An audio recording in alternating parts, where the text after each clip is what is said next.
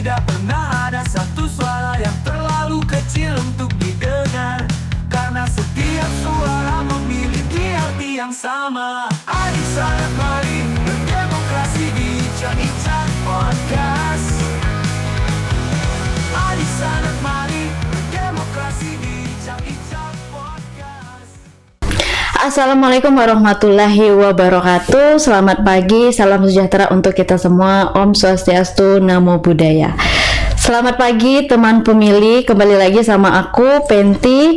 Kali ini kita akan berkenalan sama salah satu komisioner KPU Kota Bengkulu, dan kita juga akan kupas tuntas soal PDPB, pemutakhiran data pemilih berkelanjutan.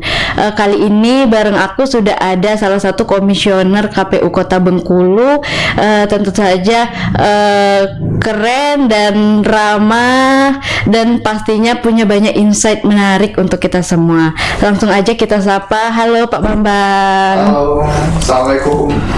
Waalaikumsalam. Apa kabar Bapak? Sehat? Alhamdulillah baik. Baik. Sebelum kita ngobrol lebih jauh, boleh dong Pak perkenalan diri dulu. Perkenalkan, nama saya Bambang Neilianza. Saya mengampu Divisi Perencanaan Data dan Informasi KPU Kota Bengkulu. Kalau riwayat pendidikannya Pak, dulu kuliahnya di... Ya, saya kuliah di Universitas Bengkulu, masuk tahun 2005, Fakultas Pertanian, program studi agronomi. Mungkin kita sarjana pertanian. Oh, sarjana pertanian jadi ya Pak. Masuk KPU tahun berapa Pak? KPU per Juni 2023, masuk aktivitas sampai nanti tahun 2028. Oh, menarik ya Pak. Jadi Bapak ini di divisi Redatin ya Pak, Perencanaan Data dan Informasi. Kalau boleh tahu itu tugas-tugas seharinya ngapain itu Pak di Redatin? Seperti nama divisinya ya, perencanaan data dan informasi. Jadi untuk awal tahun sebelum berjalan tahapan, mungkin kita sudah merencanakan program-program, tahapan-tahapan, anggaran, yang hal itu sudah dibentuk, diformat oleh pimpinan kita KPU RI. Kita hanya menjalankan atau melaksanakan tahapan-tahapan atau yang tertuang dalam PKPU, jelasnya seperti itu. Oh, jadi kalau di Rendatin ini selalu sibuk ya Pak, enggak jelang pemilu aja, karena ada beberapa pekerjaan yang memang rutin dilakukan ya Pak. Contohnya kayak PDPB ini ya Pak, pemutakhiran data pemilih berkelanjutan. Jujur aja nih Pak, banyak masyarakat yang masih bingung, sebenarnya PDPB itu apa sih Pak sebenarnya Pak? Pemutakhiran data pemilih berkelanjutan. Kita sudah menetapkan daftar pemilih, yaitu DPT, yang terakhir Pilkada 2024. Pilkada sudah berakhir, namun untuk pemutakhiran atau pemeliharaan data kita tetap berlanjut. Inilah salah satu tahapan yang sedang kita lakukan dengan cara koordinasi dengan pihak-pihak terkait untuk pemutakhiran data ini, seperti pemilih yang baru, kemudian pemilih yang meninggal, itu harus kita hapus atau diarsip di daftar pemilih. Nah, ini yang sedang berjalan. Kemudian kita sudah melakukan pleno triwulan kedua pada bulan Juli, awal Juli, beberapa waktu yang lalu. Kita sudah menetapkan jumlah daftar pemilih sementara untuk Kota Bengkulu sebanyak 277.708 pemilih. Sebanyak itu. Wow, keren sih Pak. KPU terutama bagian Rendatin sangat menjaga akurasi gitu Pak, sampai angka-angkanya tuh harus pas gitu ya Pak. Jadi PDPB ini dilakukan rutin, kayak ada pleno setiap triwulan gitu ya Pak. Mungkin sejauh ini ada tantangan nggak sih Pak dalam pengupdatean PDPB ini, misalnya kurangnya kepedulian dari masyarakat yang malas lapor, atau sulitnya berkoordinasi sama instansi lain yang terkait gitu Pak? Sepertinya tidak. Kita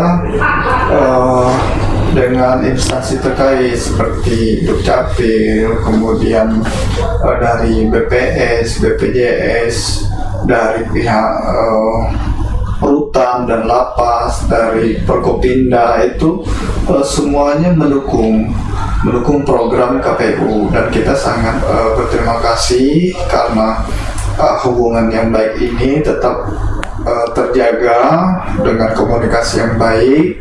Kemudian untuk masyarakat, kita tetap menghimbau, mengajak untuk segera cek DPT online-nya. Ini sekarang sudah bisa dibuka, diakses. Silakan nanti dikunjungi saja di laman KPU untuk cek DPT online. Nanti caranya cukup mudah dengan masuk ke laman yang saya sebutkan tadi, kemudian cukup masukkan NIK, kemudian akan muncul tampilan kita terdaftar di TPS mana. Namun kalau belum terdaftar, silakan menghubungi KPU Kota. Kita sudah sosialisasi masalah ini. Ada kontak personnya, ada kontak center, itu silakan, atau datang langsung ke KPU Kota untuk nanti kita bantu untuk memproses data kepemiluannya ya, dalam hal ini adalah DPT-nya. Oh, jadi gitu ya Pak. KPU juga berkoordinasi dengan instansi-instansi seperti BPS, Dukcapil gitu, rutin ya Pak. Jadi komunikasinya lancar gitu ya. Tidak ada kendala ya Pak sejauh ini. Alhamdulillah.